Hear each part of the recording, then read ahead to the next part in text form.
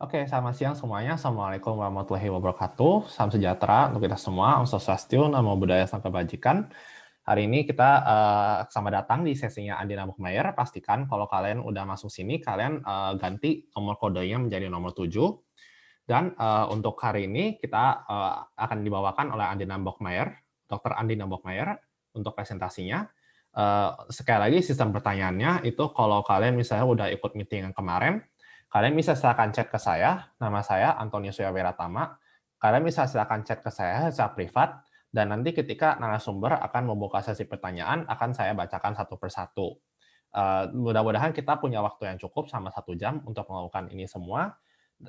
Dan kalau kalian misalnya, pokoknya ask away aja kalau ada pertanyaan, saya akan tuliskan ke chat ke aku secara privat. Nah, dan sedikit profil mengenai Dr. Andina. Jadi Dr. Andina ini sekarang dia bekerja sebagai dokter kayak kurang lebih semacam konsultan ya untuk kesehatan di dunia kerja di TU Rhineland sejak tahun 2015, dan sebelumnya beliau sempat menjalankan Facharztausbildung di Hannover, dan juga selain itu juga di FAU Erlangen mulai, dan sebelumnya dia juga sempat menjalankan studi di medicine dan juga di Medicine Hochschule Hannover. Nah, dan sekarang tanpa lama-lama, sekarang saya oper ke Dr. Andina untuk memulai presentasinya. Silakan, dokter. Halo semuanya, selamat siang, selamat hari Minggu. Mudah-mudahan udah pada makan, nggak pada lapar atau nggak pada ngantuk, tapi udah pada tidurnya mungkin lebih lama hari ini ya, berhubung Zeitumstellung.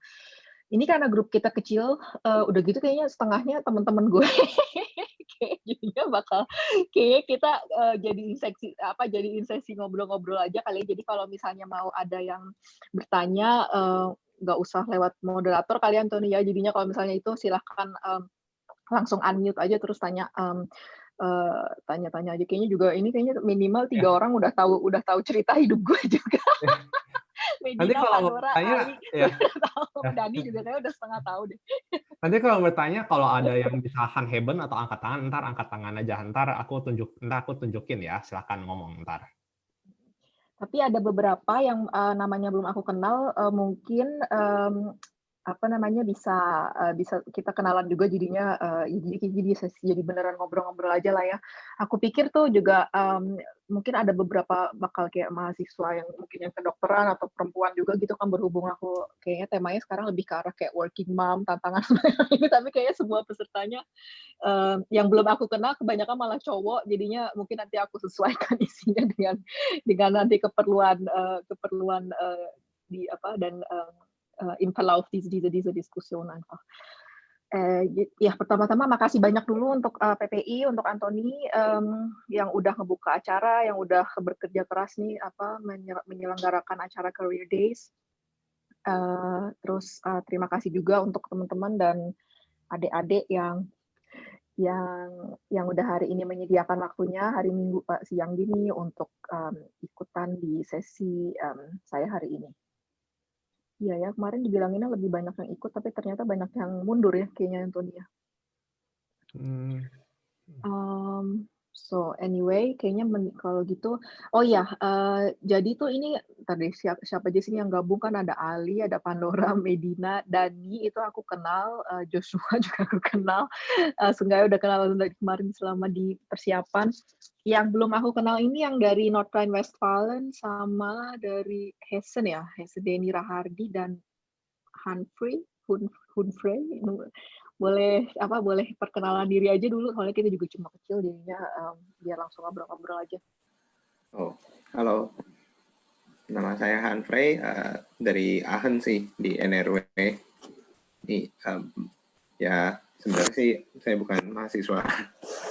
Jadi ceritanya itu emang kebetulan sempat dapat kerjaan di Jerman. Jadi S1, S2 saya di Indonesia, terus saya dapat kerjaan orang kerja di Jerman. Nah, jadi ya saya coba untuk kesini.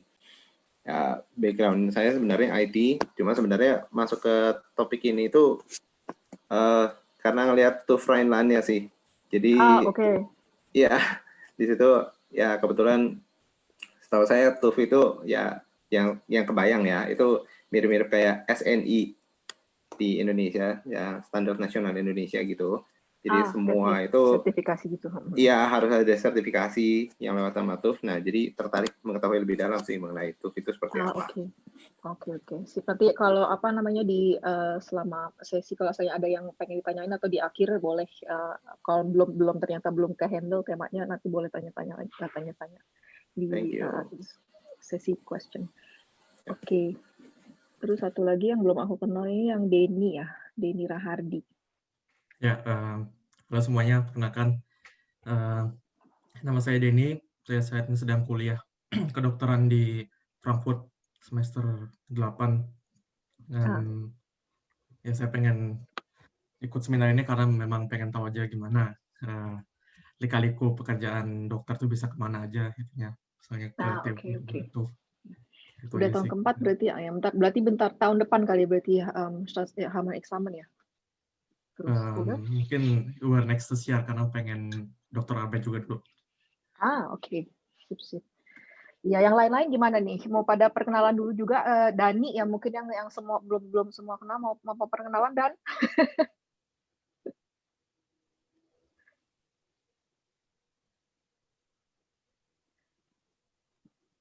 Halo, Assalamualaikum warahmatullahi wabarakatuh. Selamat siang semuanya.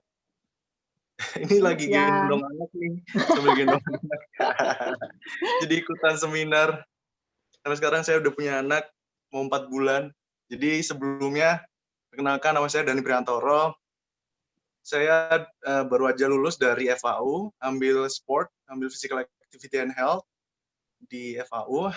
Kemudian sebelumnya saya jadi ketua PP Franken di periode 2018-2019. Benar nggak sih? Iya, benar. Gitu aja, Mbak, perkenalan singkat. Sip. Oke. Yang lain gimana nih? Ali, Joshua, Bando, Medina, kali mau kenalan juga nggak? Ini ya kemarin juga udah pada ini pembicara sih sebenarnya. Jadi aku juga mungkin bakal banyak refer juga nih yang kemarin juga Medina ceritain, Pandoran ceritain, karena ya gimana juga kayaknya orang yang berkarir di Jerman itu ground prinsipnya mungkin sama lah ya, mirip-mirip. Jadinya jadi mungkin nanti gue juga bakal kayak menyentuh beberapa topik yang udah dibicarain juga mungkin sama Medina sama Pando. Gitu. Oke, aku mulai aja kali ya biar nggak begitu lama. Jadi nanti kalau misalnya emang ada yang pengen ditanyain, karena berhubung kita benar-benar cuma kecil banget grupnya, kalau ada yang pengen tanya handheben aja udah gitu, terus langsung silakan bertanya. Bildschirm freigeben.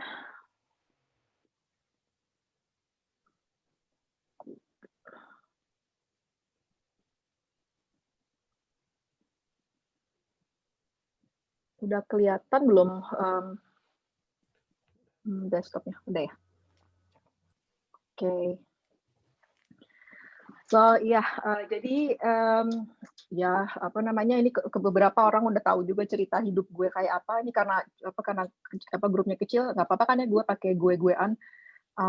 Jadi hari ini mungkin bakal lebih cerita tentang gimana gue dulu ya dari awalnya gue tinggal di Jerman sampai sekarang di posisi gue sekarang sebagai konsultan kesehatan atau juga Fachärztin für Arbeitsmedizin di TÜV Rheinland. Jadi ya gue sendiri di Jerman itu dari tahun untuk kuliahnya sendiri dari tahun 2005, tapi sebelumnya gue pernah dapat kayak semacam beasiswa gitu untuk pertukaran pelajar waktu gue zaman SMA, setelah lulus ke SMA kelas 2. Jadi terus sempat dapat pertukaran pelajar AFS ke Jerman tahun 2003 sampai 2004, dan itu gue landed di Hannover. Jadi sempat 10 bulan tinggal sama keluarga Jerman, dan disitulah gue belajar bahasa Jepang dan sangat intensif lah ya, jadinya karena juga terus diharuskan juga untuk ikut sekolah, jadi masuk gimnasium di Hannover, dan karena keadaannya yang sangat menguntungkan kayak gitu, keluarga Jermanku tuh juga alhamdulillah tuh waktu sangat kekeluargaan dan sangat kayak benar-benar nganggep gue tuh kayak anak. Jadi gue tuh cepet banget gitu terintegrasi sama kebudayaan Jerman dan kultur Jerman. Jadi waktu itu gue sempat masuk SMA kelas 11 di gimnasium di Hannover dan ikut semua mata pelajarannya. Jadi itu memang yang mungkin agak ngebedain cerita hidup gue ini untuk masuk ke kuliah kedokteran di Jerman sama orang-orang yang klasiknya daftar ke kuliah kedokteran yang misalnya lulus SMA dari Indonesia terus pengen S1-nya kedokteran di Jerman. Karena biasanya kan kalau lulus SMA dari Indonesia itu harus lewat Studienkolleg dulu, udah gitu ikut Aufnahmeprüfung, terus udah gitu dengan hasil Aufnahmeprüfung dan ijazah dari SMA itu baru bisa daftar ke S1 kedokteran di sini.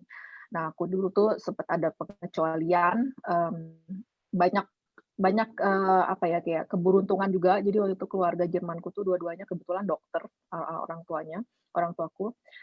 Terus bapakku itu profesor di Fakultas Kedokteran di Hannover dan tapi waktu itu ya memang gue dari awal emang udah tahu gue pengen kuliah di kedokteran, jadi gue menggunakan waktu 10 bulan selama exchange year itu dengan sangat maksimal ya, jadi benar-benar serius belajar bahasa Jerman, terus gue juga benar-benar ikut program sekolahnya dengan serius. Jadi waktu di akhir tahun sekolah itu gue dapat raport Jerman yang setara untuk murid-murid Jerman pada layaknya, dan gue udah bisa bahasa Jerman dengan cukup bagus. Jadi waktu itu dengan faktor luck yang sangat besar, dan tapi juga tambah kerja keras juga, gue dikenalin sama dekan Fakultas Kedokteran di Hannover. Jadi dengan keberuntungan itu gue nggak harus ikut Studienkolleg.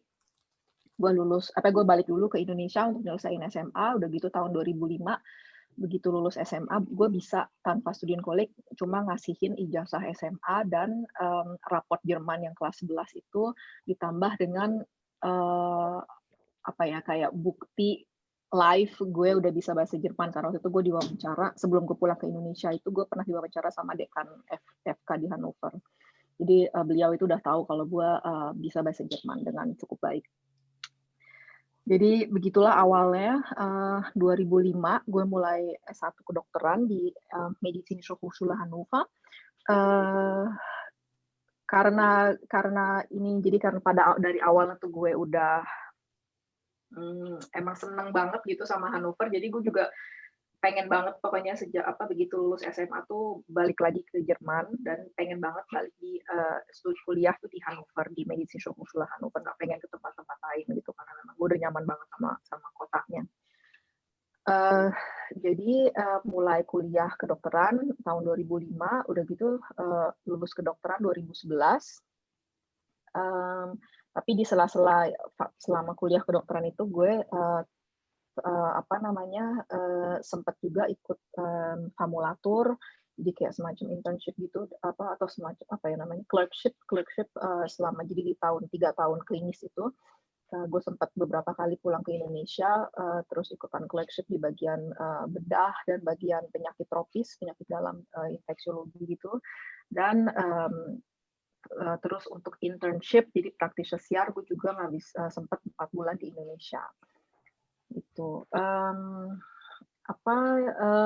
jadi sebenarnya sih kayak di sesi kali ini gue tuh lebih pengen cerita lebih pengen share kalau kedokteran itu spektrumnya tuh sangat luas jadinya, dan itu kita tahu itu kalau kita yang ngejalanin program kuliahnya lah ya, jadi banyak banget kan bagian-bagian yang kita lalui, yang kita harus pelajari, dan dari awal tuh gue udah suka banget lah ya sama banyak banget bagian. Untuk beberapa yang kenal gue mungkin tahu kalau gue ini orangnya juga sangat ambisius. Jadi emang 2 tahun pertama gue kuliah, gue tuh bener-bener ya nyaris dibilang nerd kali, beneran nerd lah ya. Mungkin gue nggak punya teman Indonesia, nyaris bener-bener nggak punya teman Indonesia. Gue nggak aktif keluar sama komunitas Indonesia. Gue bener-bener cuma berkutat sama pelajaran dan buku-buku belajar. Terus paling untungnya itu tuh gue ada keluarga Jerman yang sempat gue kenalan waktu exchange itu. Jadi itulah support system gue waktu pas 2 tahun awal gue kuliah. Jadi bener-bener sistem belajar gue pas awal itu gue pakai buku bahasa Jerman dan buku bahasa Inggris, dan karena walaupun bahasa Jerman tuh udah lumayan bagus, tapi tetap aja kalau kayak belajar ya kayak fisiologi atau apa gitu, untuk yang lebih kita harus ngerti, yang bukan cuma ngafalin, itu tuh kadang buat gue tuh awal-awal juga challenge banget untuk bener-bener ngerti isi pelajarannya. Jadi gue tuh selalu baca buku bahasa Inggris dulu, textbook bahasa Inggris, udah gitu gue nulis kayak Zusammenfassung tuh dari buku bahasa Jerman.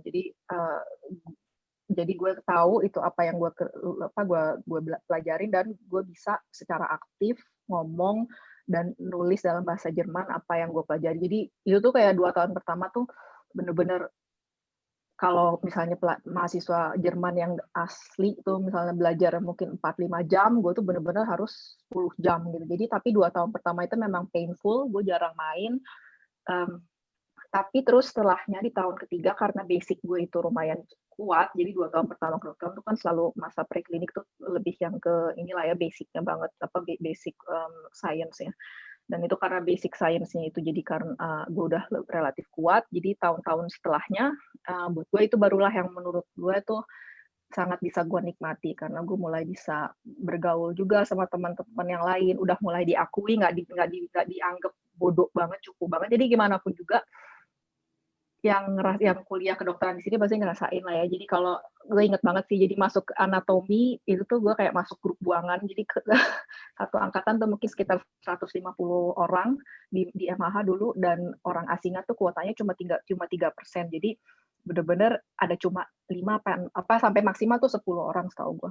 Dan dari 10 orang itu orang-orang Jerman, mahasiswa lain tuh nggak mau gabung sama kita. Jadi kita tuh, gue tuh masuk grup anatomi di mana orang-orangnya tuh benar-benar cuma Auslander, karena nggak ada yang mau gabung sama kita. Begitu sampai akhir tahun kedua tuh pokoknya nasibnya gitulah ya. Jadinya bener-bener dipandang sebelah mata, nggak diwaro, udah gitu. Terus kalau mau ada tanya-tanya juga susah, karena teman-teman kita tuh semuanya cuma Auslander ya, sama-sama nggak ngerti juga.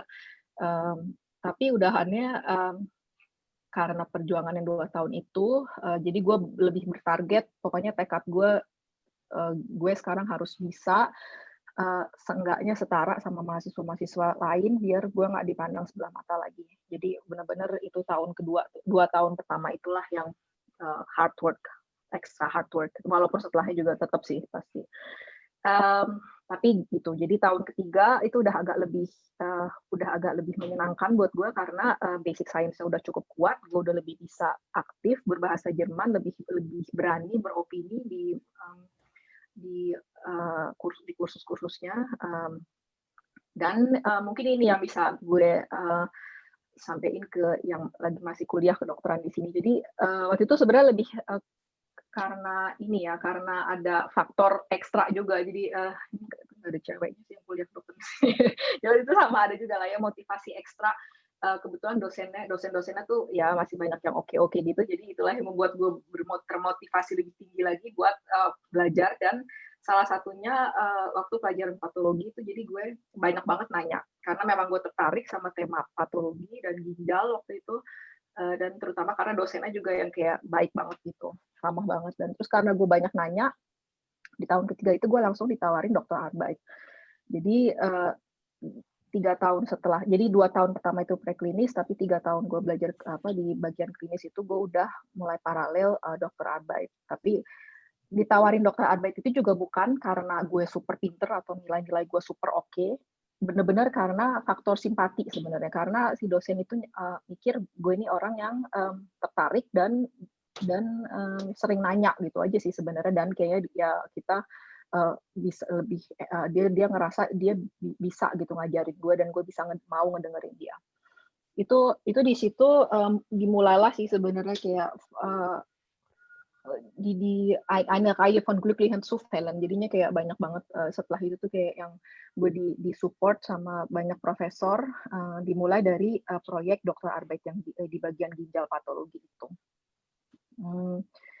Gitu. Udah gitu terus jadi 3 tahun kedua, jadi setelah 2 tahun yang painful dan menyakitkan itu, 3 tahun keduanya itu lebih menyenangkan, walaupun tetap capek. Jadi karena gue tetap ikut kuliah biasa, dan gue udah paralel ngerjain Dokterarbeit, jadi keseharian gue tuh dulu, kalau misalnya kuliah tuh selesai jam 4 atau jam 5 sore, gue jam 6 tuh biasanya istirahat dulu, udah gitu jam 7 biasanya gue ke lab, ke patologi, untuk ngerjain eksperimen patologi untuk Dokterarbeit gue itu.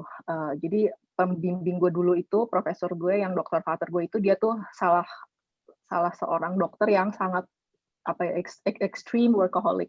Jadi dia tuh biasanya pulang dari rumah sakit juga baru selesai tuh jam 2 pagi, jam 3 pagi. Jadi 3 tahun sampai gue lulus dokter itu benar-benar kehidupan gue dari jam 8 sampai atau jam 9 tergantung mulainya lecture jam berapa sampai jam 5 sore, 4-5 sore itu gue sibuk kuliah, ngerjain program kedokteran yang standar, terus udah gitu biasanya jam 6 sampai jam 2 pagi, jam 3 pagi itu gue di lab patologi. Gue inget banget sih karena lab gue, tempat gue ngerjain eksperimen itu tuh sebelahan sama kamar mayat. Jadi gue kadang kalau udah jam 11 malam, 12 malam, gue suka minta telepon.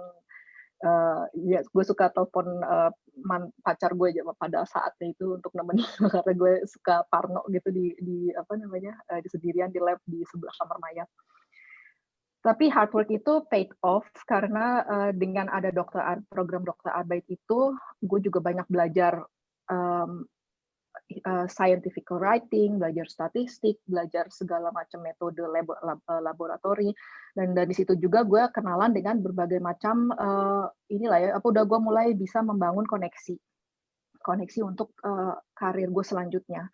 Jadi waktu itu gue juga udah boleh, karena alhamdulillah eksperimen juga lumayan bagus hasilnya, jadi gue tahun ketiga itu gue udah mulai boleh ikut kongres, jadi gue boleh ikut ke Amerika, ke Turki, waktu itu 2 kali ke Amerika untuk presentasi poster. Jadi itu benar-benar pengalaman yang berharga banget, walaupun benar keseharian gue itu gue tidur mungkin cuma benar-benar 3-4 jam sehari.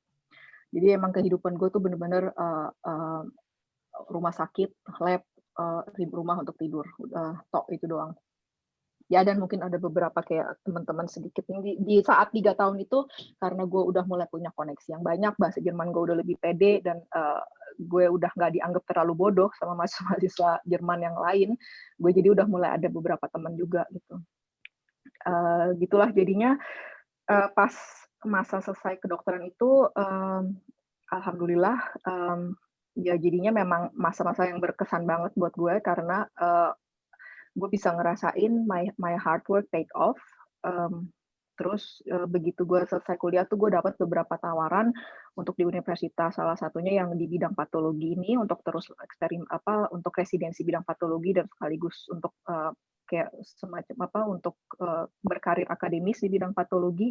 Tapi juga gue ditawarin sama bidang sama penyakit dalam, ginjal dan hipertensi. Mungkin dari sini tuh kayak gue pengen cuma ngasih tahu aja sih kalau selama kuliah itu ya memang kuncinya kita mulai mikirin nih, kita nanti mau setelah akhir kuliah kita pengennya apa? Kita pengen berkarir atau kita pengen ngambil spesialisasi, ya udah di mana aja, kita nggak terlalu mentingin kita pengen berkarir akademis atau atau sekedar residensi untuk bagian klinis lah ya gitu.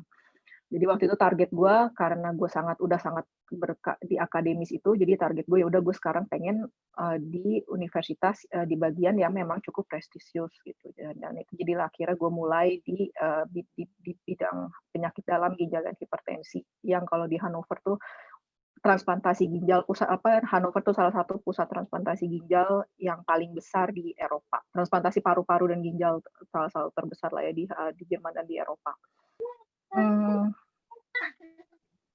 Ada yang nanya ya? Atau baby? Ya. Gitu.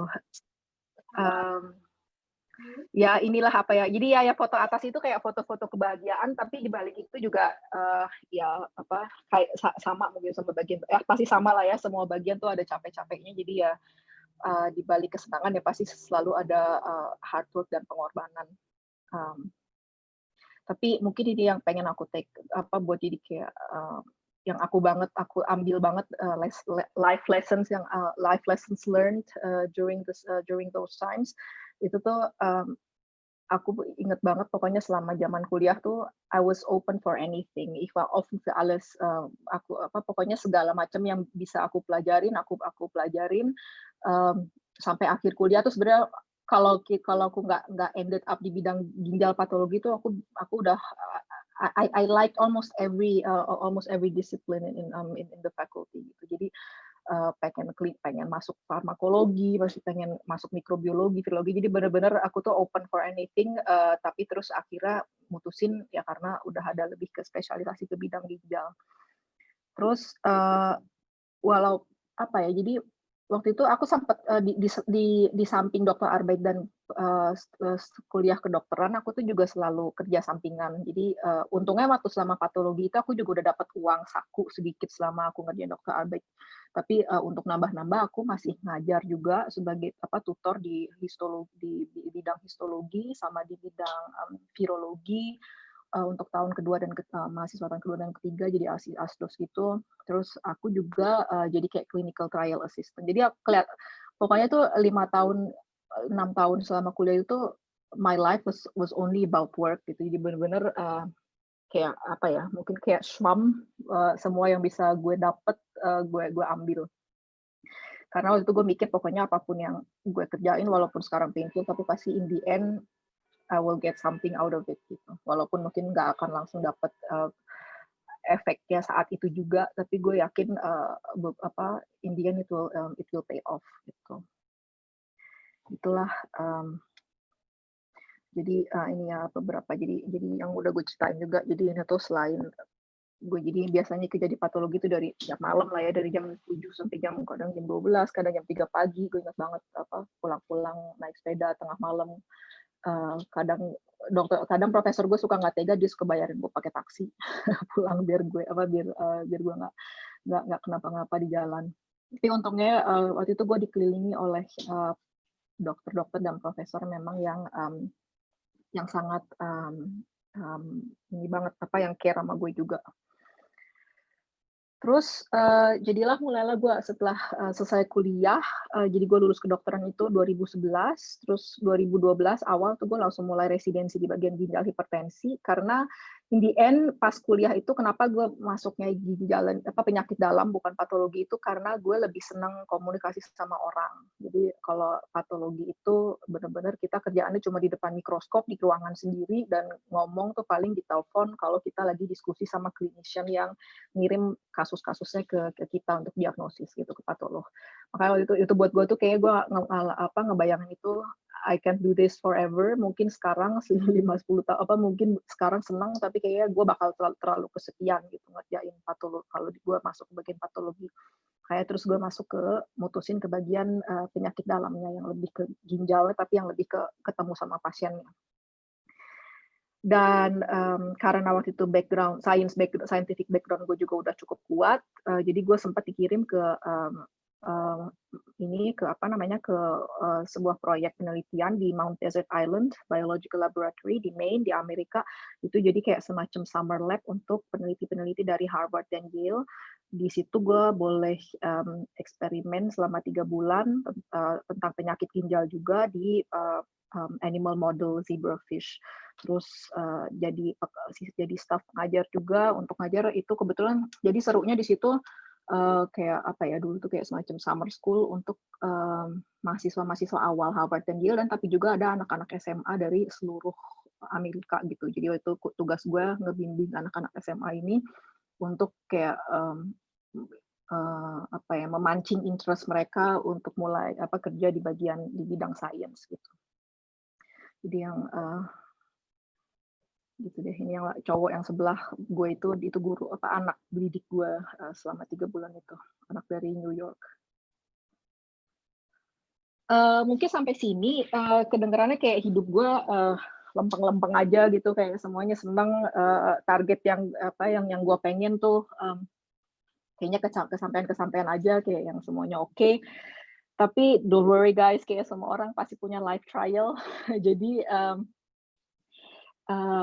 memang kayak mungkin awal-awal tuh sampai tahun 2013 I would say kehidupan karir gue mungkin lancar kayak di jalan tol, bener-bener gue mulai kuliah umur umur sekitar 18 mau 19, karena gue jadi waktu itu SMA gue 4 tahun, jadi gue mulai kuliah tuh baru umur 19 udah gitu. Terus gue lulus dokter tuh umur 25, lulus dokter umur 27 udah gitu. Terus gue nikah umur 25, jadi bener-bener kayak yang tek-tek gitu, yang semuanya terplan dan semuanya kayak lancar kayak jalan tol.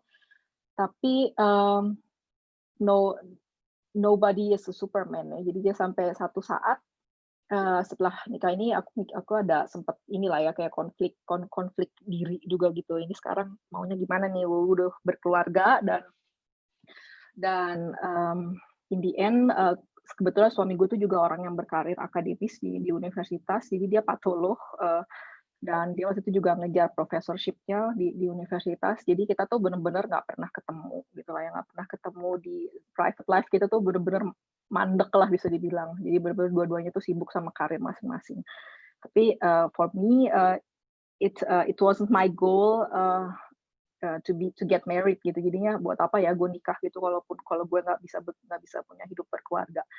Makanya itu jadi gue ya inilah ada di gambar ini yang menunjukkan kegundahan hati gue lah kira-kira. Jadi gue sempat burn out tahun 2000. Jadi itu tuh udah 2014 sampai 2014 itu gue kerja di Hannover di penyakit dalam.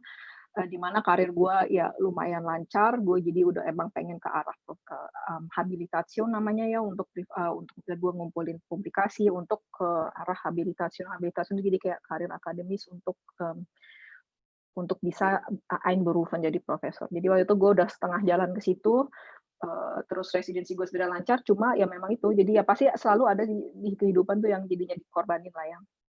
Dan itu yang bikin konflik diri gue, konflik di batin gue tuh makin gede waktu itu. Dan in the end semua orang pasti harus nentuin prioritas kehidupannya apa. Dan ini mungkin yang pengen gue ceritain sedikit. Buat gue seseorang yang waktu itu sangat ambisius banget, ini kayak oh my god, gue satu hari tiba-tiba gue kayak nggak punya tenaga, gue stres banget, gue udah kayak gue nggak tahu lagi gimana gue bisa bangun, gue nggak tahu lagi gimana gue bisa ngerjain pekerjaan sehari-hari gue, kayak rasanya udah ini aja, breakdown aja gitu. Terus di situ gue yang pertama kali gue pertama kali gue ada episode itu, gue yang pertama kali banget gue pikirin apa ya, aduh so peinlich ya, ini gue gimana nih, gue harus izin sakit, gue harus bilang ke bos gue nggak bisa kerja gitu, gue nggak tahan lagi, gue nggak kuat lagi, nggak ada energi.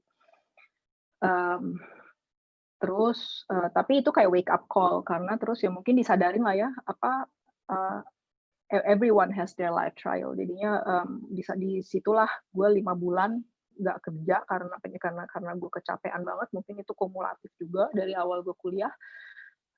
Tapi di situ gue belajar berdamai dengan diri sendiri juga. Jadinya gue banyak belajar lagi. Oke, gue ini sebenarnya pengennya apa? Gue tuh ngerjain ini semua karir yang lancar jaya ini. Oke, mungkin gue juga seneng, tapi apakah gue ngerjain itu sebenarnya buat diri gue sendiri, ataukah ada pressure juga dari lingkungan, dari mungkin keluarga, atau dari juga guru-guru yang banyak udah support dan promote gitu kan. Jadi mungkin banyak rasa gak enakan juga. Jadi waktu itu banyak banget selama 5 bulan sakit itu yang gue pelajari tentang diri gue sendiri dan apa yang gue pengen sebenarnya di dalam kehidupan gue. Jadi waktu itu take out message dari situ, lessons learned itu gimana gue bisa mengakui, jadi kayak berdamai dulu dengan sendiri. Oke, at this one point I can't move forward, I will just have to accept it gitu. Terus tapi setelah itu terus aku ngerasain admitting to lose is not the same as being a loser ya. Jadinya kalaupun kita ngerasa kita di satu point itu kita kalah atau kita kayak itu, it doesn't mean that we are a complete loser gitu. Apa karena yang paling penting memang kalau di satu point kayak gitu kita harus berdamai dulu sama diri sendiri, terus kita harus cari bantuan dan juga cari support system. Apalagi buat kita sekarang yang background-nya imigran ya, pasti tantangannya tuh mirip-mirip kan ya, kita ada krisis identitas juga mungkin. Kehidupan gue di Jerman udah setengah kehidupan selama ya umur gue gitu, selama hidup gue setengah hidup gue di Indonesia, tapi setengah hidup gue juga di Jerman. Jadi gue tuh kadang sering mikir gue ini orang apa ya gitu. Itu juga konflik yang bisa yang lumayan sering lumayan lazim gitu dialamin kayaknya kalau orang-orang migran, karena di praktek gue pun gue juga sering banget ngelihat kasus-kasus yang mirip, terutama yang punya migrationshintergrund gitu. Jadi yang paling penting untuk itu adalah kita bisa nggak apa-apa, kita admitting ourselves, we are not perfect, nobody is perfect gitu, dan kita cari bantuan dan kita berusaha cari support system. Di sini kita jauh dari keluarga, berarti kita harus cari teman-teman yang memang bisa juga jadi penopang kita. Kayak gue di sini, alhamdulillah sahabat-sahabatku di Nuremberg ya yang jadi penopang gue lah waktu itu, waktu yang menangkal ke breakdownan gue itu. Dan juga tentunya keluarga, tapi karena keluarga jauh jadi cuma kayak lewat digital, dan tentunya juga suami. Yang paling penting itu selama masa gue sakit itu yang juga sangat yang gue pelajari, sangat berharga gue pelajari. Jadi gue juga sempat ketemu psikolog selama 5 bulan, terapi gitu 2 seminggu sekali, terus begitu terakhir-terakhirnya juga cuma sebulan sekali, kayak jadi semacam career coaching. Itu gue diajarin untuk memformulasikan, mengausprechen problem kita tuh apa-apa yang mengganggu kita, terus apa yang bisa kita kerjakan untuk men-tackle itu supaya perasaan kita tuh nyaman lagi. Oke. Ini yang penting banget yang waktu itu yang juga berharga banget selama gue sakit itu. When you say yes to others, make sure you're not saying no to yourself, and do more of what makes you happy. Jadi it's all about you, it's all your life, it's your priority. Cobalah take your time untuk cari apa yang sebenarnya lo mau. Tapi ya memang kayaknya pasti ada durasi ininya lah ya, sampai kita bekerja keras, sampai kita nemuin masalah-masalah, sampai dan kita juga punya strategi untuk men-tackle masalah itu. Sampai sini ada yang mau ditanyain nggak?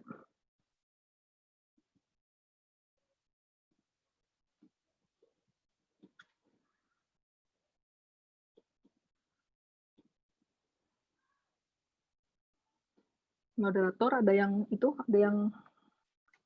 chat? Oke, jadi gue lanjut lagi aja ya. Selesai ini yang sesi keduanya.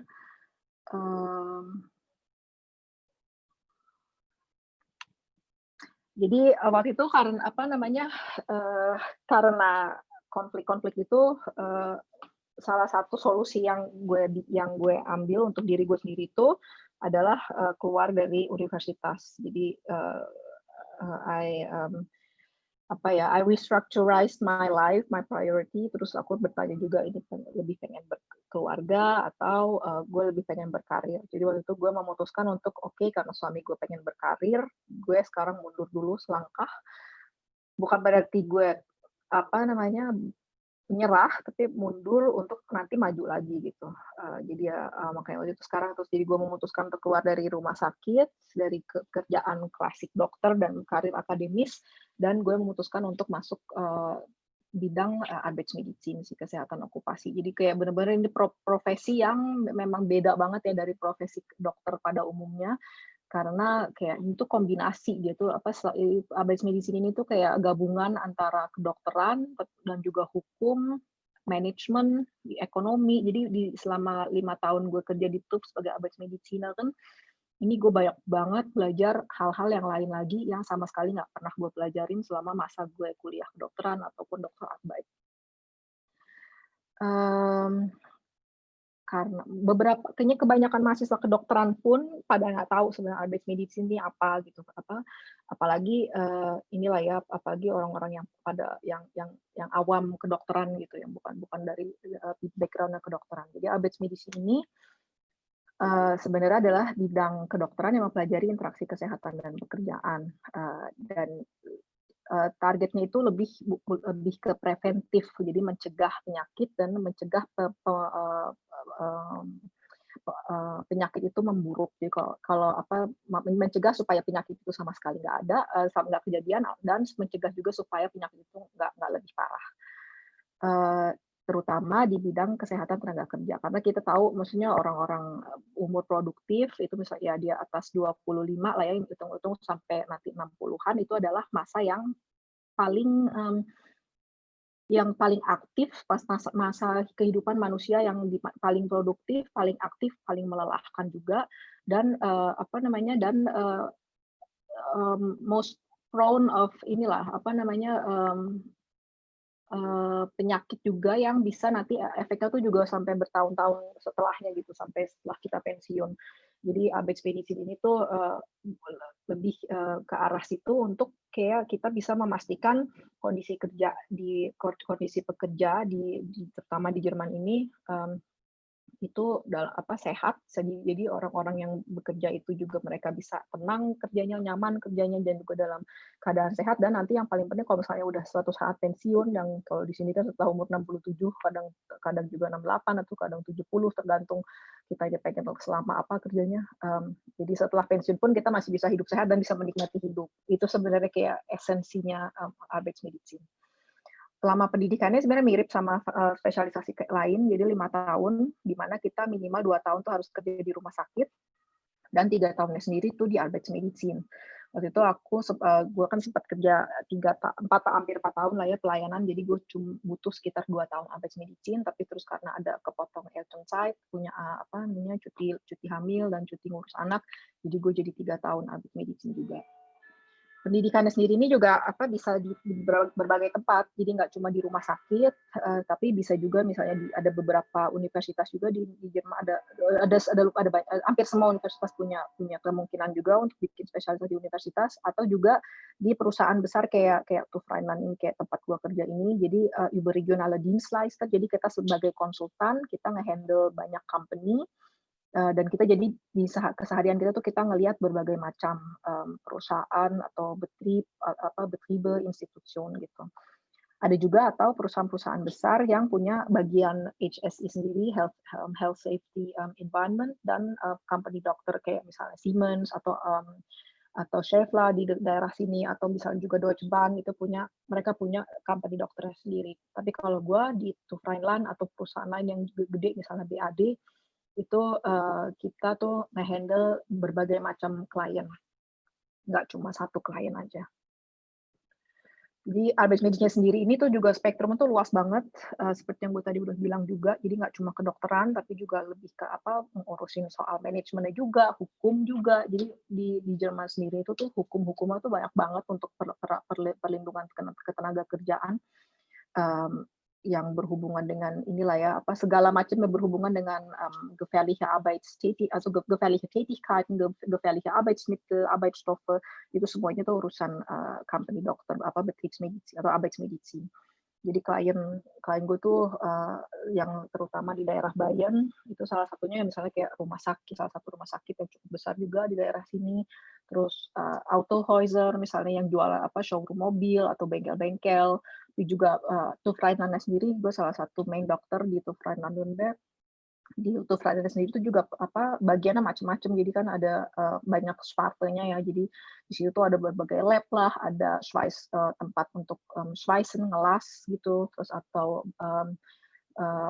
produk Prüfung yang banyak berhubungannya dengan zat-zat kimia berbahaya atau juga radiasi gitu. Jadi benar-benar Arbeitsmedizin tuh spektrum tuh luas banget, dan kita diharapkan ya tahu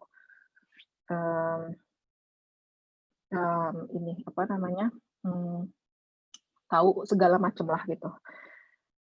Dan ya itu sih tentang Arbeitsmedizin. Jadi memang pekerjaan ini tuh bukan pekerjaan kayak dokter pada umumnya di rumah sakit yang emang kita ngelihat pasien, kita mendiagnosis penyakit terus menterapi, tapi benar-benar kita ngelihat secara keseluruhan lah lapangan pekerjaan dan manusia yang kerja di lapangan pekerjaan itu sendiri, supaya lapangan pekerjaan itu tetap sehat.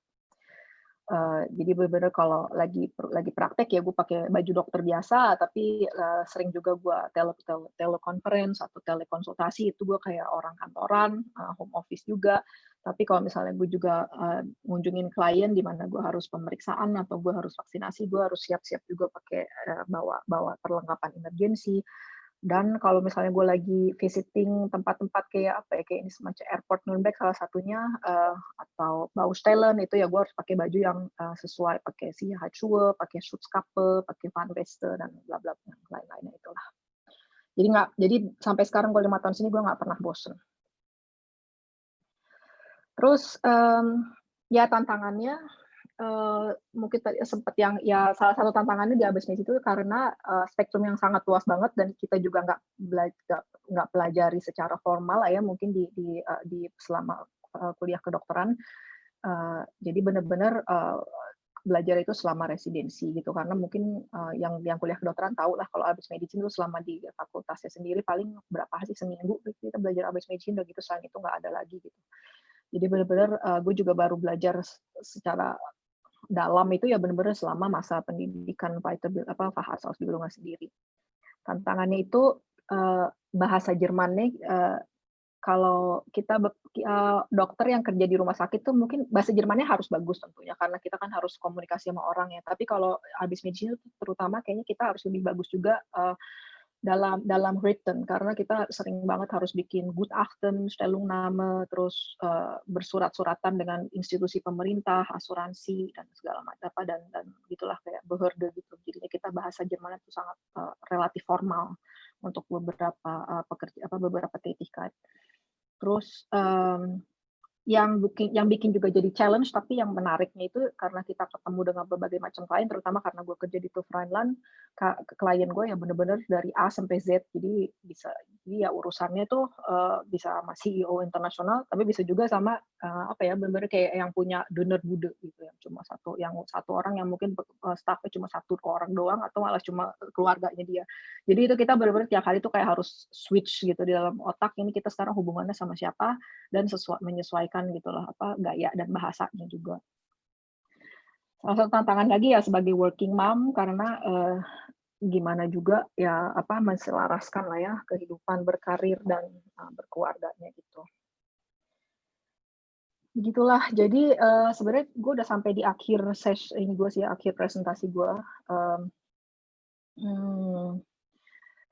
Jadi sampai sekarang gue ya lumayan senang dengan keputusan gue saat itu, nggak nyesel, tapi juga gue nggak menutup kemungkinan gue balik lagi ke bagian pelayanan yang bisa gue bayangin misalnya gue sekarang pengen lagi Zweite Facharzt untuk Allgemeine Medizin atau kayak gitu ya, enaknya di Jerman gitu lah ya karena nggak ada batasan umur, jadi kita bisa ya sementara kita masih ada semangat untuk belajar kita bisa ngerjain apapun yang kita mau.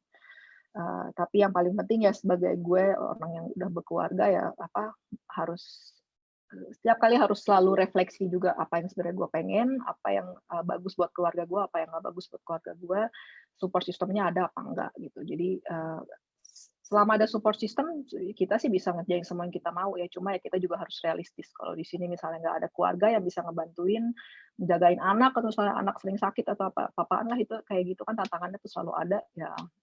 Biar saya realistis gitu ya. Berarti sekarang kita nggak bisa karirnya 20 jam sehari. Ya, cari dulu yang ya bisa diselaraskan dengan kehidupan berkeluarga. Oke, mungkin terakhir untuk share, tapi kayaknya semuanya udah pada tahu gue sama teman gue Pandora yang ada di sini juga kita punya YouTube channel sama Instagram ya kalau misalnya kita di mana kita sharing juga tentang kehidupan keseharian kita atau kehidupan profesional kita juga. Jadi kalau misalnya ada yang pengen ditanyain bisa hubungin kita juga lewat Instagram atau lewat YouTube yang Our Doctor's Diary kita. Sip, makasih. Ada yang mau tanya silahkan. Langsung aja ya, nggak usah pakai chat-chat. Jadi kalau ada yang mau tanya langsung ngomong aja.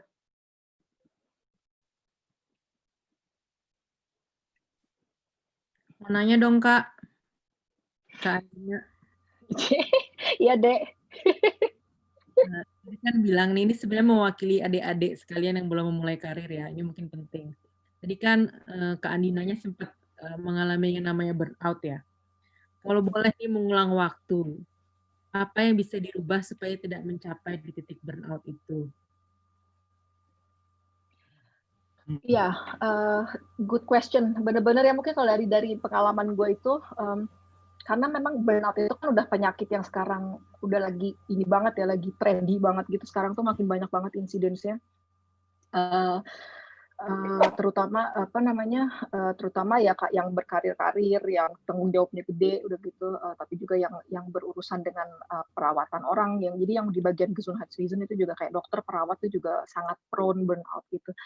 Mungkin kalau dari gue pelajari dari diri gue sendiri, proses sampai gue nyampe the point gue burnout itu memang prosesnya tuh bertahun-tahun ya. Jadi nggak langsung kayak gue cuma setahun gue kerja udah gitu terus gue tiba-tiba kecapean terus gue KO gitu. Jadi bener-bener mungkin dari awal gue, mungkin malah gue dari zaman gue SMA atau mungkin malah lebih dari zaman dini lagi, dari zaman kecil ya gue salah seorang yang sangat ambisius gitu. Jadi itu kayak energi gue tuh selalu jor-joran kepake gitu, dan gue I took too little time for myself untuk refleksi, untuk mengakui kalau misalnya ya udah deh itu kebanyakan untuk saat ini, ditunggu dulu aja, lebih sabar gitu. Itu tuh mungkin yang kalau di in the end gue bisa refleksi mungkin itu, karena kadang mungkin kita terlalu proud, terlalu impatient gitu, kita pengen ngerjain semuanya sekaligus, kita susah ngatur prioritas. Jadi kita pengen semuanya bagus gitu-gitu, dan kita kurang merefleksi diri juga mungkin. We take too little time to reflect. Itu sih kayaknya yang sampai sekarang, walaupun nggak perfect, tapi mungkin jadi kayak gue sekarang lebih kayak lebih mencoba setiap hari atau seenggaknya seminggu sekali lah gue kayak mungkin nulis kayak diary. Efektifnya mungkin waktu itu psikolog gue pernah nyaranin kalau nggak setiap malam gue tulis 3 poin yang bikin gue hari ini bahagia atau yang bikin gue sedih di hari itu sebelum kita tidur. Terus benar-benar taking time absichtlich gitu, secara on purpose untuk refleksi hari itu, apa yang bisa kita rubah, apa yang pengen kita rubah gitu. Mungkin itu sih ya kayaknya yang walaupun sampai sekarang masih belum terlalu 100% efektif juga, tapi kayaknya gue sejak pengalaman itu lebih mengambil waktu untuk itu, berusaha mengambil waktu untuk itu. Din, Ali mau nanya dong. Iya boleh, Li. Iya, makasih banyak pertama untuk sesi sharingnya. Sedikit banyak Ali bisa relate somehow, Relate, ya? karena kayaknya ya belum fully recover dari kejadian-kejadian dari tahun lalu. Pertanyaannya menyambung dari Medina, kalau tadi menanyakan bagaimana indikasi supaya nggak jadi burnout, kalau Ali mau nanyanya apa yang bisa bikin motivasi Dina balik lagi setelah burnout? I think I need that to know. Mungkin ada info-info yang bisa Ali praktekin juga di kehidupan Ali. Oh ya, dengan senang hati kalau misalnya mudah-mudahan ini ya. Jadi waktu itu memang benar-benar yang paling susah dari 5 bulan gue mungkin kayak KO itu ya, dan sampai nggak kerja itu tuh fase pertamanya tuh nerima kondisi gue tuh sekarang losing, gue tuh sekarang nih lagi nggak ada energi nih, gue sakit gitu. Untuk nerima itunya itu tuh yang paling lama, berdamai sama diri sendirinya itu loh, kayak bilang at this point gue nggak bisa ngapa-ngapain, gue lagi jelek gitu ya. Itu yang paling susah buat gue waktu itu pas fase itu. Tapi setelah udah gitu gue diajarin sama psikolog gue untuk tulis kalau kamu nggak pengen nulis, ngomong aja di depan kaca gitu, apa yang ngeganggu kamu, apa yang kamu pengen rubah, tapi terus juga refleksi apa yang bisa kamu rubah. Ada beberapa hal yang emang nggak bisa dirubah ya, misalnya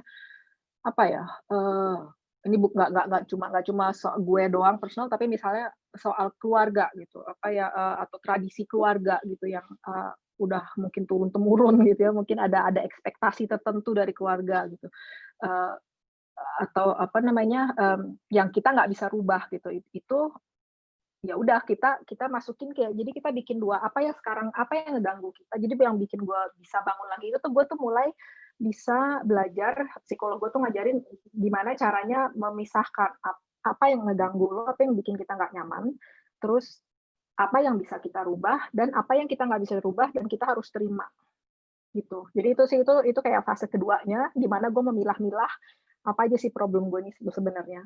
Terus berusaha ditulisin atau untuk memformulasi lah ya.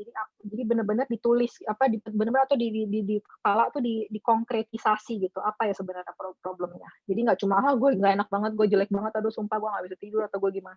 Kayak waktu itu kayak awal-awal tuh kan gitu kan, gue nggak bisa tidur, gue sakit-sakitan terus, gue sakit radang paru-paru, gue pokoknya infeksi segala macam deh gue selama beberapa minggu untuk awal-awal burnout-nya itu ya.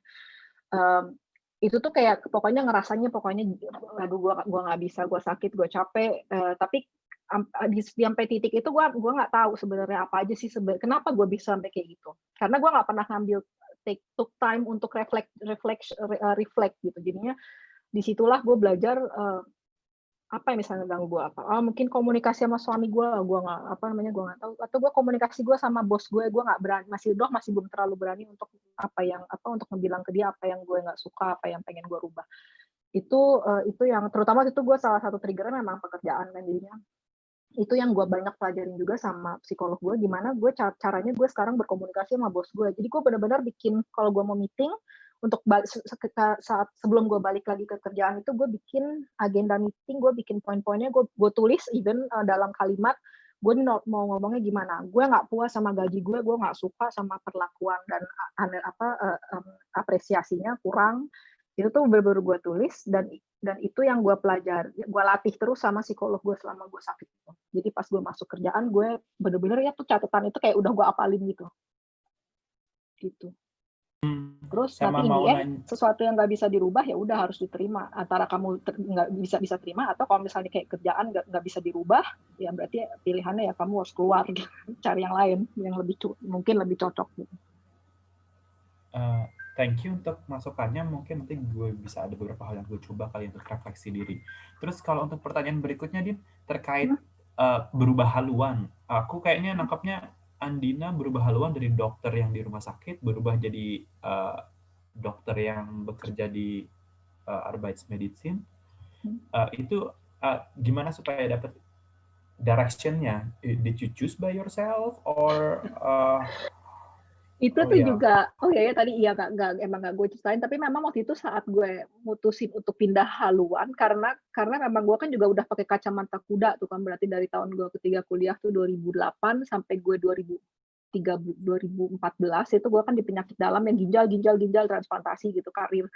Jadi kacamata kuda banget, jadi gue nggak tahu sebenarnya yang lain tuh apa. Jadi benar-benar pas gue mutusin untuk pindah haluan, gue benar-benar ngedaftar ke mungkin ada 6-7 abteilungen lagi gitu deh, banyak benar-benar yang random, dari Arbeitsmedizin, Sozialmedizin, terus klinische farmakologi, mikrobiologi, genetik gitu. Tuh gue benar-benar daftar karena dari itu sih yang pas dari awal tuh kan gue suka sama semuanya gitu kan, jadinya ya udah gue daftarin aja ke semuanya. Udah gitu gue hospitasi lagi, gue banyak ngobrol lagi sama si orang-orang itu yang gue daftarin, dan kebetulan terus gue dapat semuanya lagi, dapat semua stelle itu. Jadi waktu itu emang antara dua, waktu itu kebetulan karena gue juga masalahnya antara gue pengen tetap universitas, tetap berkarir tapi yang lebih family friendly, jadi yang lebih teoretis, yang kurang nggak pakai jaga malam, nggak pakai jaga emergency segala macam. Jadi itu pilihannya tetap universitas berkarir akademis tapi nggak pakai pelayanan pasien, atau gue keluar dari universitas jadi fokusnya lebih ke yang pelayanan aja tapi nggak pakai jaga-jaga, nggak pakai emergency, nggak pakai science gitu, nggak pakai research mengajar. Jadi ya itulah, jadi gue banyak, minimal ada 6 apa 7 bagian yang gue daftarin, yang gue explore lagi sampai akhirnya gue mutusin ya udah deh gue Arbeitsmedizin. Tapi ada prosesnya, ada beberapa bulan juga sih sampai sampai gue ketemu gitu yang gue pengen. Thank you, Dina. Mau nanya dong, Kak? Silakan, Dok. Ngasih atau udah penasaran aja kerjaan tiap hari itu kan, selain kan maksudnya nggak kayak pelayanan sama pasien aja kan, jadi kan hanya interaksi sama pasien, itu kan akan kerjasama sama kolega-kolega lain. Kolega-kolega dari bidang apa aja sih kerjasamanya? Selain apakah ada perawatnya, apakah ada mungkin tadi yang dari Anwar nanya ada insinyurnya, ngapain sih gitu? Betul. Kan ke pesawat ngapain gitu misalkan, bisa apaan sih di pesawat gitu? Iya. Gitu loh. Mau nanya itu sih. Oke, sip. Jadi kalau profesi Arbeitsmedizin sendiri ini, kita tuh selalu kerjanya kebanyakan ya selalu dalam satu tim yang terdiri dari insinyur HSE. Jadi namanya tuh kalau di Jerman tuh Sicherheitsfachkraft atau Sicherheitsingenieur.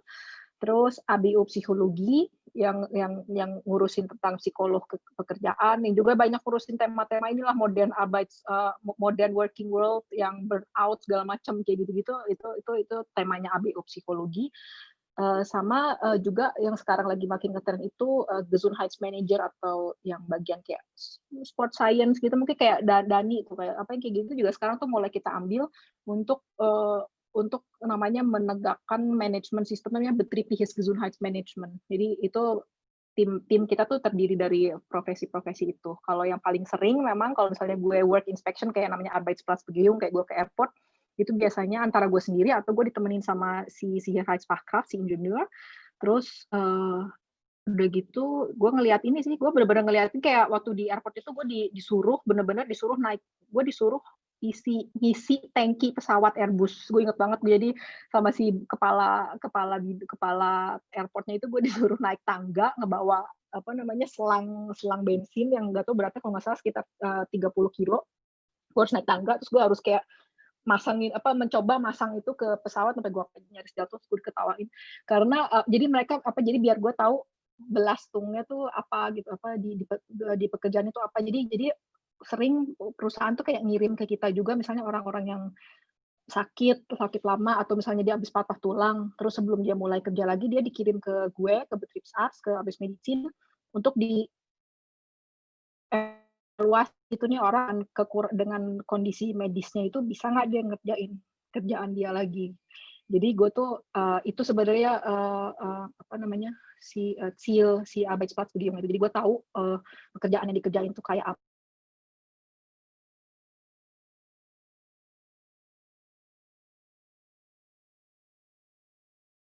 Halo? Koneksinya hilang ya? Iya, koneksinya lagi putus sih ya. Ini kita juga waktunya udah habis sih sebetulnya sih. Oke, Andina putus Kok gue tiba-tiba hilang? Maaf. Nah, balik lagi. Ya. Ya, gitu. Tadi ini nggak ya kedengar kayak apa yang gue bilangin apa hilang ya? Keputus tadi setelah angkat pipa 5 kilo dan sebagainya. Oh, keputus. Oh, oke. Jadi apa namanya main point kerjaan gue tuh jadi gue harus mengevaluasi lapangan pekerjaan supaya gue bisa ngelihat bebannya ke perorangan tuh kayak apa. Jadi kalau misalnya ada orang patah tulang nih si engineer yang atau pekerja yang ngisi bensin pesawat, misalnya dia patah tulang kaki gitu misalnya habis kecelakaan. Sebelum dia masuk kerja lagi, gue tuh suka diminta periksa lagi nih orang dengan kondisi medis yang sekarang ini dia bisa nggak nih ngerjain pekerjaan dia ngisi bensin pesawat atau ada apa yang harus apa yang dia butuhin supaya dia bisa fit lagi kayak gitu-gitu. Itu kerjaan gue gitu. Jadi gue juga sering kerja sama dokter-dokter spesialis lain lah ya, sama terutama kayak Pandora gitu misalnya kayak house arts gue nanti bakal telepon-teleponan sama house arts dia atau sama ortopedinya gitu ini gimana nih kondisi medisnya kayak gini, pekerjaan gue sebagai Arbeitsmedizin gue yang lebih tahu tempat pekerjaannya apa. Jadi kalau dokter spesialis yang lain yang di praktek atau di rumah sakit mereka lebih tahu tentang kondisi medisnya, diagnosanya, tapi kalau gue tuh lebih kayak tahu oke, dengan si kondisi medis ini dia bisa ngapain nih udah gitu, terus kalau dia nggak bisa apa yang si perusahaan harus kerjain supaya si orang ini bisa kerja lagi dengan optimal gitu. Jadi gue itu juga kayak penghubung antara Unfallversicherung, Krankenversicherung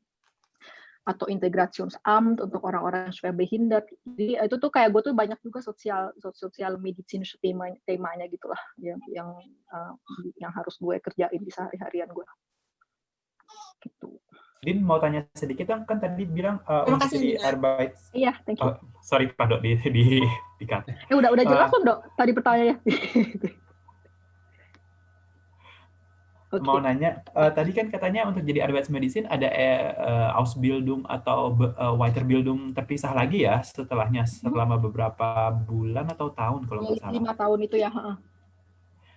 Itu berarti Weiterbildungnya lebih ke ini ya, paperwork, maksudnya nggak seperti Ausbildung atau program kedokteran ya, tapi lebih ke paper atau gimana? Sebenarnya sama sih kayak spesialisasi misalnya Allgemein Medizin gitu, misalnya kayak Pandora gitu kan dia kerja di praktek gitu kan, terus ngelihat pasien tapi sambil di bawah supervisi spesialis gitu. Gue sampai sebelum jadi spesialis juga gitu, jadi gue kerjaan gue tuh nanganin klien tapi juga di bawah supervisi. Jadi kalau gue ada apa-apa, ada masalah yang nggak bisa gue kerjain, gue selalu ngadep ke guru gue gitu, nanti dia yang ngejelasin tuh terus dia juga tanda tangan segala macam dokumennya. Terus gue juga kayak di praktek kayak praktek dokter juga sih. Jadi ada hari-hari di mana gue meriksa orang kayak dokter pada umumnya gitu. Gue ada hari pemeriksaan, tapi juga gue ngeliat hands on sebenarnya Weiterbildungnya. Tapi kalau abis medicine juga ada ininya, ada kayak semacam lecture-nya itu 9 minggu harus kita kerjain. Dalam waktu minim jadi ada 9 minggu yang harus kita kayak inilah kita balik lagi ke sekolahan gitu. Terus ada ujian nih. Mbak. Thank you, Dina. Sorry. Ya. Mbak, aku Dani, Mbak, mau nanya, Mbak. Iya, Dan. Dengar nggak? Silakan. Sebenarnya kan ya sebenarnya kita bisa ngobrol sendiri, tapi di sini tuh lebih sangat menginspirasi. Makasih banget, Mbak. Terus sebenarnya gini, Mbak, kan aku lagi ada di fase cari kerja nih. Nah, jurusanku ini kan sebenarnya ada hubungannya sama Mbak kerja kan. Jadi aku tuh sebenarnya bisa kerja di di perusahaan gitu, bikin gimana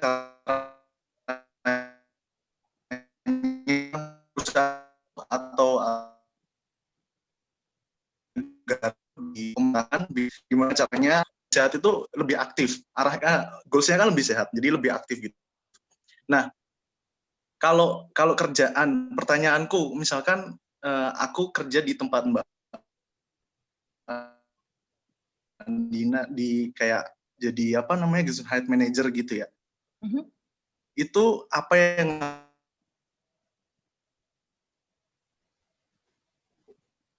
aku ngerti teorinya gitu, teman prakteknya kan kadang bisa beda kan Mbak.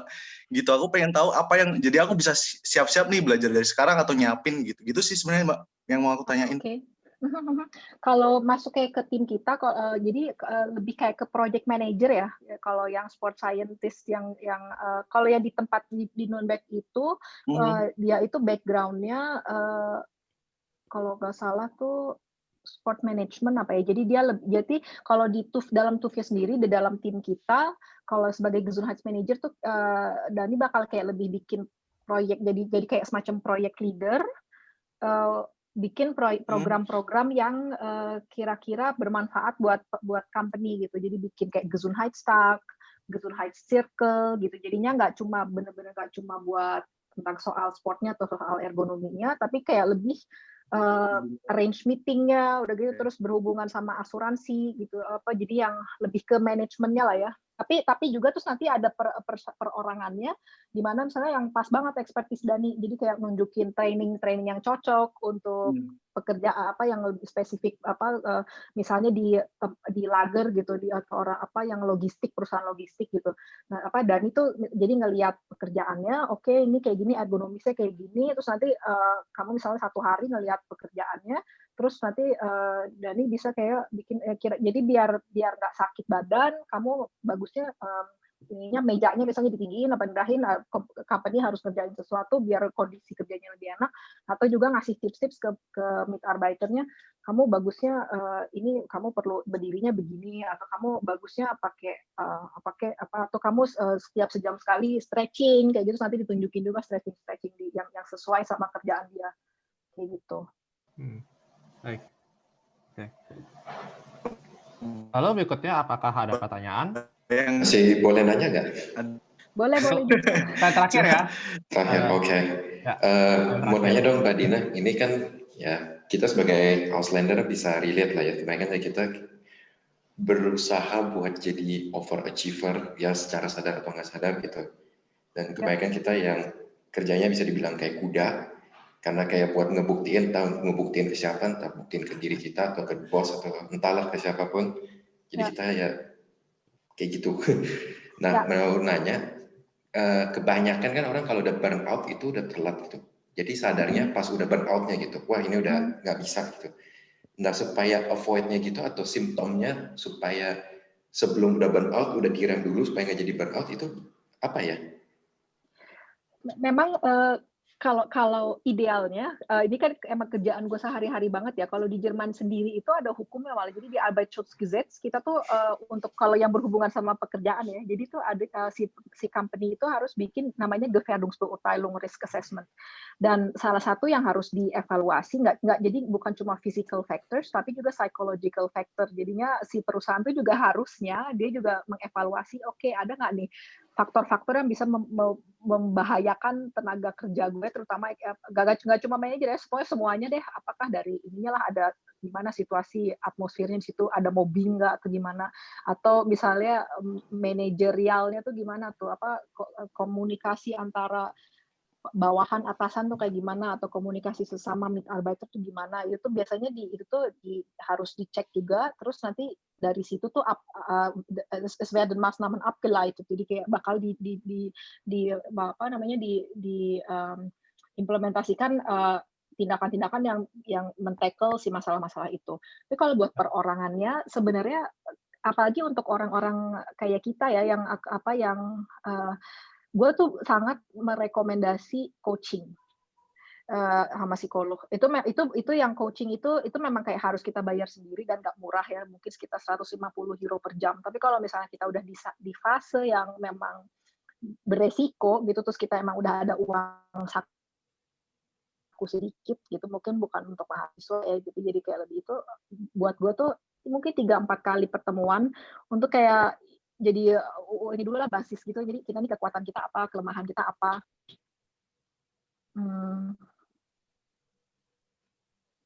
Oke, ya baik. Kalau gitu, kalau udah nggak ada pertanyaan lagi, kita akan kembali ke ruangan besar dengan ini. Tadi aku belum ini ya, aku kayaknya kepotong ya. Enggak kok, kayaknya udah kelengkap semua sih. Aku sempat hilang ya. Sempat hilang videonya, gitu tapi ya. suara Joshua kedengaran. udah jelas belum? Oh gitu, oh ya. Ya, jelas, thank you. Oke. Nanti disambung private. Iya. Kalau gitu ya, oke. Jadi sekian dari sesi untuk sama Dr. Andina. Kita akan kembali ke ruangan besar. Kalau kalian misalnya ada pertanyaan tentang narasumber lain, bisa silakan tanya di sana. Tapi untuk saat ini, terima kasih atas partisipasi kalian. Tepuk tangan buat Dr. Andina. Dan sekarang aku dari Anthony undur diri terlebih dahulu. Kita akan kembali ke ruangan besar ya. Terima kasih. Breakout session verlassen, bukan meeting verlassen. Saya kan emang emang saat ini agak sulit, tapi dengan bidang yang ternyata intercultural ini juga ternyata bisa masuk juga. Tapi yang saya dengar tadi kalau